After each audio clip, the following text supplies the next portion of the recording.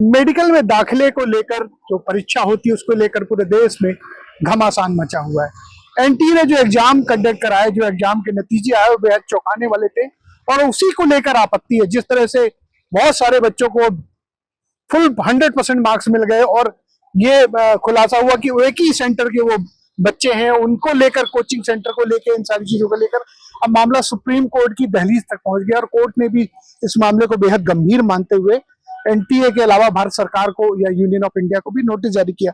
हमारे साथ इस मसले पर बात करने के लिए जबलपुर के जूनियर डॉक्टर एसोसिएशन के छात्र हैं, पदाधिकारी हैं, वो सब इस मामले में क्या सोचते हैं, क्योंकि जो बच्चे दाखिला लेके आएंगे, अगर कहीं भी उनके साथ नाइंसाफी हो रही तो ये आगे जाके भविष्य में डॉक्टर बनेंगे और उसकी पीड़ा इनको भी है। तो हम सबसे पहले जूनियर डॉक्टर एसोसिएशन के जो पदाधिकारी उनसे बात करते हैं। ये बताइए, जो ये पूरा मसला है, इसमें आपका एसोसिएशन या जो छात्र हैं जो डॉक्टर बनने वाले, वो क्या सोचते हैं, उनकी क्या डिमांड है उनकी? देखिए, ऐसा होता है कि कोई भी आप नीट यूजी का एग्जाम दे रहे हैं, लगातार 3 साल 4 साल मेहनत करता है आदमी, पढ़ाई करता है, वो एग्जाम देता है, फिर कुछ मार्क्स आते हैं। अब यहाँ से कोई फर्जीवाड़ा करके आपने 720 में 700 कुछ नंबर ला लिए, आपको कॉलेज में मिल गया, पता नहीं चला। लेकिन जिस बंदे ने लगातार मेहनत की है और सिलेक्शन नहीं हुआ, तो वो क्या करेगा? फिर डिमोटिवेट होकर लाइफ में कभी सुसाइड कर रहा है, कभी कुछ कर रहा है, कभी बीएससी कर ले रहा है, कुछ भी कर ले। लेकिन जो अपनी मेन युवा पीढ़ी है, जो एकदम कर्मशील है, हाँ। वो पीछे रह जा रहा है। मतलब इतनी मेहनत कर रहे हैं हाँ। और वो इस तरह से नाइंसाफी हो रही है। तो आपके पास जो ऊपर आ रहे हैं लोग, जो फर्जीवाड़ा करके ऊपर आ रहे हैं, तो देश को आगे कैसे चलाएंगे? कल को अगर वो डॉक्टर बन भी जाएंगे तो अल्टीमेटली जनता को नुकसान होनी है। तो आपकी क्या डिमांड है? मतलब चाहते हैं कि ये जो चीजें हो रही हैं फेयर हो। एग्जाम आप करा रहे हैं, जो मेहनत सच में मेहनत कर रहे हैं, उनके साथ इंसाफ मिले, उनको इंसाफ मिले कि उनको कॉलेज मिले। जो लगातार 3-4 साल 2 साल जो भी मेहनत कर रहे हैं अपने हिसाब से, तो उनको कॉलेज उनके हिसाब से मिले। कोई भी आके फर्जीवाड़ा करके ऐसे कॉलेज उठा ले, वो गलत चीज है। और मैं यही मेरी सरकार से और नेशनल टेस्ट एजेंसी और यूनियन से भी यही अपील है कि ऐसी चीजें ना हो। बार बार बच्चा परेशान हो जाता है। 12 साल 18 साल की उम्र में इतना दिमाग नहीं होता किसी में कि वो कैसे लाइफ को आगे बढ़ाए। उसकी जस्ट पहली पीढ़ी होती है और पहली पीढ़ी में अगर किसी को धोखा मिल जाए तो पूरी जिंदगी बर्बाद हो जाती है। तो देखिए, ये डॉक्टर जो अभी पढ़ाई कर रहे हैं, उनका मानना है कि बच्चों के साथ नाइंसाफी नहीं होनी चाहिए। इतनी मेहनत करते हैं, इतना वो दिन रात लगे रहते हैं, पढ़ाई करते हैं, और अगर उनके साथ इनजस्टिस होगा, अन्याय होगा, तो ये उचित नहीं है और इसकी जांच होनी चाहिए। हमारे साथ कुछ और बच्चे, उनसे पूछते हैं। ये बताइए कि आपको लगता है कि एनटीए ने कहीं न कहीं गड़बड़ी हुई है एग्जाम में इस बार? जिस हिसाब से इस साल का रिजल्ट देखा जा रहा है, जो ट्विटर पे ट्रेंड चल रहा है, नीट स्कैम 2024, आप कैलकुलेट कर लीजिए कि जो 23 का जो रिजल्ट था, 24 का जो रिजल्ट है, एक सडन 50 से 60 नंबर का इन्फ्लेशन आया। 50 से 60, एक साल में 50 से 60 नंबर बढ़ना। जो रैंक पहले 635 पे जो रैंक 8000 थी, वो आज 680 तक 8000 मिल पा रही है। मतलब जो डिजर्व करते हैं उन्हें कुछ नहीं मिल पा रहा, जिसके पास पैसा है उन्हें सब मिल। तो ये लगता है कि 100% मार्क्स लाना, आप लोगों ने एग्जाम दिया, संभव है क्या? जिस तरह से 6 बच्चों का यह है कि 720 में से 720 अंक आए और एक ही सेंटर के बच्चे बताए जा रहे हैं। हाँ, ये जो मैंने भी सुनने में आया कि एक ही सेंटर के ना 720 के 6 जने हैं, जिनके ना 720 में से 720 आए हैं। अब सुनने में तो पता ही लग रहा है कि हाँ, एक ही सेंटर के हैं, हरियाणा के हैं। वो तो लग रहा है स्कैम तो हुआ है कहीं ना कहीं, एक जगह नहीं काफी जगह हुआ है स्कैम। तो ये देखिए, बच्चों को भी लग रहा है कि इस तरह से जो एक मार्क्स आए हैं वो कहीं ना कहीं स्कैम की ओर इशारा कर रहे हैं। कुछ और बच्चों से बात करते हैं। ये बताइए कि आपने भी एग्जाम दिया है, इसी एग्जाम से आप भी क्वालिफाई करके या निकल के आए होंगे, तो क्या 100% नंबर लाना संभव है क्या, और इतने सारे बच्चों का एक साथ? जैसा कि एनटीए का क्वेश्चन आ रहा है अभी फिलहाल, उस प्रकार से अगर देखें तो 100% नंबर लाना संभव है, लेकिन इतने सारों बच्चों का और एक ही सेंटर से, तो ये थोड़ा सा स्कैम टाइप का लग रहा है। तो मेरे को ऐसा लग रहा है कि जैसा कि ये एनटीए काम कर रही है, उस पर थोड़ा गड़बड़ है और वो थोड़ा सा अच्छे से उसको करे, ध्यान। मतलब एजेंसी को और फेयर होना चाहिए। हाँ, आपकी मांग है ना, सुधार की जरूरत है। हाँ, बिल्कुल सुधार की जरूरत है एनटीए, क्योंकि बहुत लोग इतने सारे मेहनत करते हैं, 2-2 साल टाइम देते हैं अपना, मेंटल स्ट्रेस बहुत सारा इसमें झेलना पड़ता है, लेकिन उसके बावजूद उनका सिलेक्शन नहीं होता है 650 नंबर लाने के बावजूद। तो थोड़ा सा ये मेंटल स्ट्रेस का कारण बनता है। तो एनटीए को थोड़ा ध्यान देना चाहिए इस पे। बिल्कुल। तो देखिए, ये स्टूडेंट कह रहे हैं कि एनटीए को इस पर ध्यान देना चाहिए, परीक्षा पद्धति में सुधार की जरूरत है। कुछ और ये एमबीबीएस कर रहे डॉक्टर, भविष्य के डॉक्टर है बच्चे, इनसे बात करते हैं कि आपको क्या लगता है कि ये जो पूरी इस बार का रिजल्ट है, क्या पूरा संदिग्ध है या एनटीए जो कह रही है वो सही है? जी हाँ, बिल्कुल ये पूरी तरह से संदिग्ध है, कुछ तो गड़बड़ है। जैसे इस बार रैंक्स का इतना उछाल आया है, 720 पे करीब करीब 60 से ऊपर बच्चे आए हैं, ये थोड़ा बहुत मुश्किल है, ऐसा नहीं हो सकता है। 700 नंबर पे करीब करीब 3 से 4000 रैंक आई है और इतने नंबर लाना इतना आसान भी पेपर नहीं था, मतलब जैसा पता चला है स्टूडेंट से। और अगर कुछ गड़बड़ है तो ये बहुत ही खराब बात है, मतलब मेडिकल फील्ड के लिए भी और आने वाले डॉक्टर्स के लिए भी।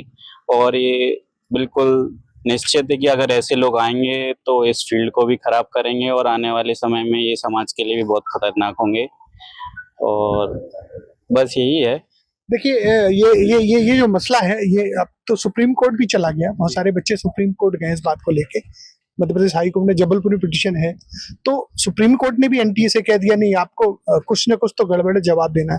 तो आपको क्या लगता है कि अब सुप्रीम कोर्ट से इस पे न्याय होगा? जी बिल्कुल, अभी सुप्रीम कोर्ट ने ऐसा बताया कि आज से काउंसलिंग होनी थी, लेकिन अभी उन्होंने स्टे लगा दिया काउंसलिंग के ऊपर कि शायद 6-7 दिनों का स्टे लगा हुआ है। और जो भी सुप्रीम कोर्ट का रिजल्ट होगा वो हम सभी को मानना पड़ेगा और मेरे हिसाब से एकदम न्याय ही होगा, क्योंकि अब देखा जा रहा है कि 69 बच्चों के आए 720 नंबर और एक ही सेंटर से 7 बच्चों के वैसे नंबर आना ये बहुत ही गलत है। और इस बार तो ग्रेस मार्क्स भी मिल रहा है, 100 नंबर की ग्रेस मार्किंग मिल रही है, मतलब ये क्या बात होती है। अब जिस बच्चे ने पूरी मेहनत करी है अब उसका लिए तो अन्याय हुआ है, ये बिल्कुल ही अन्याय हुआ है। और ग्रेस मार्क्स देने की जो प्रक्रिया थी वो भी बोले क्योंकि लेट हो गया, मतलब एग्जाम शुरू होने में इसलिए ग्रेस मार्क्स दे दिए, तो और अन्याय की बात है। ये तो अब सेंटर की गलती है ना, जहाँ पे सेंटर में एग्जाम हो रहा है, ये बाकी लोगों की गलती नहीं है, बिल्कुल भी गलती नहीं है। जिन बच्चों ने एग्जाम दिया है, लोग सुसाइड कर रहे हैं, अभी केस आ रहे हैं कि रैंक कम आई है तो बच्चे सुसाइड कर रहे हैं। जिनके 200 नंबर है 650 नंबर बता रहे हैं, क्या बात है ये सैनिटी, मतलब ये बिल्कुल भी सही नहीं हो रहा है जो भी हो रहा है। और हमारे कॉलेज में भी बहुत सारे कॉल्स आते हैं, भी हमारे रिलेटिव से कॉल्स आते हैं कि क्या हो रहा है ये सब बताइए, तो उनको हम लोग क्या जवाब दें, हम लोग भी इसी प्रोफेशन के हैं, तो ये गलत हो रहा है। देखिए ये क्या लगता है कि फेयर एग्जाम होने के लिए आपको क्या लगता है सरकार को अब किस तरह के कदम उठाने चाहिए? क्योंकि अब एक बार मोदी सरकार फिर से आ गई है और ये उस पर भी क्वेश्चन है, क्योंकि ये सारी व्यवस्था उन्हीं के कार्यकाल में उन्हीं के उसमें शुरू हुई। तो अब सरकार को क्या ऐसा करना चाहिए कि जिससे छात्रों पे भरोसा लौट सके? थोड़ी ट्रांसपेरेंसी की आवश्यकता है सिस्टम में। मैं तो मतलब अगर आप रिजल्ट पब्लिशन भी देखें इस बार की नीट का, तो उसमें किसी छात्र के 620 या 617 नंबर के आसपास थे और उसकी मार्कशीट में 350 नंबर उनको पब्लिश हुए। एक बच्ची के बहुत अच्छे नंबर आ रहे थे तो उसकी शायद रिजल्ट नहीं पब्लिश हुई, तो उसने भी निकलवाया तो उसकी मार्कशीट फटी। अब इसमें बच्चों की तो कहीं कोई गलती नहीं है, उन्हें तो साल भर मेहनत करी, हो सकता है उनका 1 साल पहले भी गया वो उन्होंने ड्रॉप लेके फिर वो मेहनत करी हो। घर वाले भी बहुत आज से बच्चों को ड्रॉप दिलवाते हैं कि नहीं बच्ची मेहनत करी, पिछली बार थोड़े से रहेगा तो इस बार हो जाएगा। अब ऐसी जब स्थितियां सामने आती हैं तो हताश तो करती हैं परिवार को, बच्चों को, समाज को, और एक तरीके से एक गलत मैसेज भेजती है समाज में कि मतलब बेसिकली एनटीए की कॉम्पिटेंसी पे बहुत बड़ा सवाल है। और अब आप कह रहे हैं सरकार का रोल, तो मैं ये कहूंगा कि सरकार सब कुछ तो नहीं कर सकती, उसके नीचे जो लोग कर्मचारी काम करते हैं अगर वही भ्रष्ट हैं तो अब एक हद तक ये कह सकते हैं कि इसमें इन्विजिलेटिंग कमेटी बनाई जा सकती है सरकार द्वारा, जो थोड़ा सा एक ओवरसी करे इन चीजों को कि सब अपनी मनमानी न कर पाए। एनटीए तो अपनी गलती मानने को तैयार ही नहीं ना अभी तो। अब ये तो सुप्रीम कोर्ट के हाथ में है, फटकार लगेगी तो सब मानेंगे। देखिए फटकार लगेगी तो सब मानेंगे। क्या लगता है कि देखो इतने सारे बच्चे कोटा में रह के या दूसरे सेंटर में घर बार छोड़ के सब करके पढ़ाई करते हैं, दिन रात देते हैं, स्ट्रेस में रहते हैं, बहुत सारी आत्मघाती कदम भी उठा लेते हैं, तो क्या ये जो बच्चे इतने भरोसे के साथ एग्जाम दे रहे हैं उन पर ये कुठाराघात है? हाँ, एक्चुअली ये बहुत बड़ा क्वेश्चन है अभी के लिए तो, क्योंकि नंबर ऑफ स्टूडेंट्स इस बार जिस तरीके से नीट में आए थे 25 लाख स्टूडेंट्स ने दिया था, तो ये बहुत ज़्यादा जानने लायक है कि अगली बार से फिर ये नंबर काफ़ी कम हो जाएगा, क्योंकि ऐसा नहीं है कि एग्ज़ाम का लेवल बड़ा है तो नंबर ऑफ स्टूडेंट्स कम होंगे, वो इस वजह से क्योंकि इस तरह की रिजल्ट पब्लिश होगा तो नंबर ऑफ स्टूडेंट्स कम होंगे, तो वो बहुत गलत है। वो गवर्नमेंट के ऊपर एक बहुत बड़ा सवाल है कि आप बच्चों को नंबर ऑफ स्टूडेंट्स जो कॉम्पीट कर रहे हैं एग्जाम के लिए वो ऐसे कम हो रहे हैं क्योंकि आपका रिजल्ट गलत तरीके से पब्लिश हो रहा है, ना कि इस वजह से क्योंकि आपका एग्जाम अच्छे लेवल का है और एक अच्छे ग्रेड तक आप उस एग्जाम्स को लेके जा रहे हैं।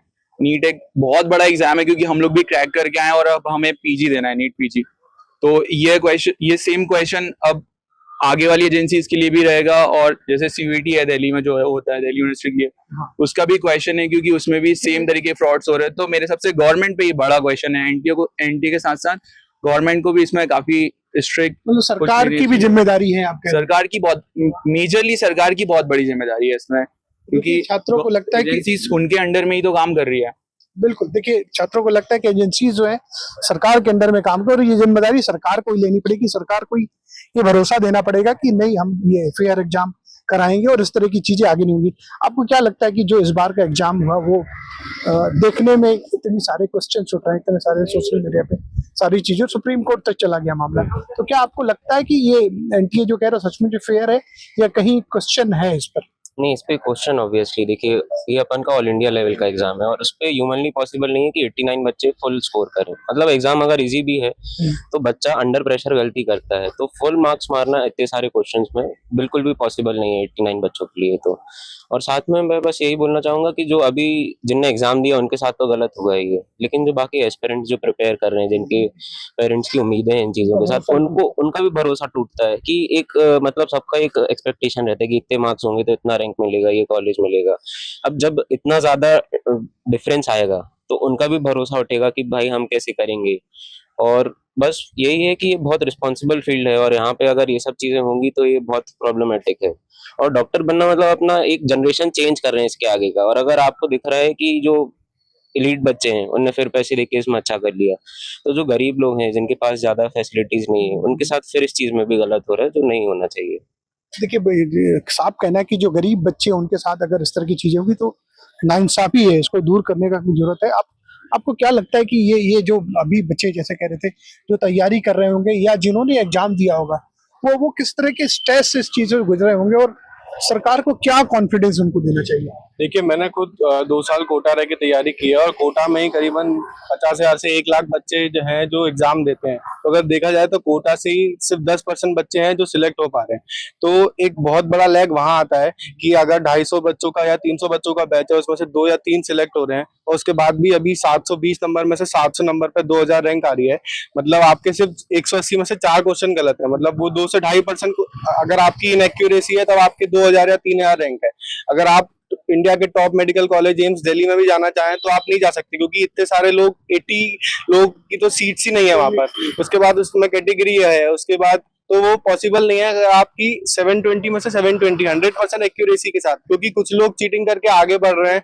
तो जो लोग फेयर तरीके से एम्स जैसे इंस्टीट्यूट में जाना चाहते हैं वो नहीं जा पा रहे हैं, और जो एवरेज हैं वो नॉर्मल इंस्टीट्यूट के लिए भी तरस रहे हैं कि उनको कहीं नॉर्मल इंस्टीट्यूट में भी एडमिशन मिल जाए, उनको वो भी नहीं मिल रहा है। तो ये बहुत बड़ा सवाल है। जो पैसे वाले हैं वो तो प्राइवेट यूनिवर्सिटी या प्राइवेट कॉलेजेस ज्वाइन कर सकते हैं, पर जो मध्यम वर्गीय है वो नहीं सक्षम है इस चीज के लिए, तो वो उसको गवर्नमेंट कॉलेज मिलना एक बहुत मुश्किल टास्क है। उसकी आकांक्षाओं पे कुठारा घाटे। जी बिल्कुल बिल्कुल। तो देखिए ये हमारे साथ जूनियर डॉक्टर एसोसिएशन के ये बच्चे थे, पदाधिकारी हैं, स्टूडेंट भी है। उनका साफ कहना है कि सरकार को ये भरोसा देना पड़ेगा और एक फेयर जांच करानी पड़ेगी, ताकि जिस तरह की गफलत हुई है, जिस तरह की गड़बड़ियां हुई है, जो सवाल उठ रहे हैं उन सवालों का सरकार को जवाब देना होगा और आगे से इस तरह की गफलत या गड़बड़ियां ना हो, ये सुनिश्चित करने की जिम्मेदारी भी सरकार की है। और उनका कहना है कि सुप्रीम कोर्ट पर ये मामला चला गया, तो सुप्रीम कोर्ट के डांट फटकार या कड़ाई के बाद हो सकता है कि एनटीए भी अपनी गलती माने और इसको सुधार करे, और जो गफलत हुई है, जो गड़बड़ियां हुई है, जो स्कैम की तो और भी इशारा है, उसको खुलासा हो गया और बच्चों के साथ इंसाफ होगा, उनको जस्टिस मिलेगा।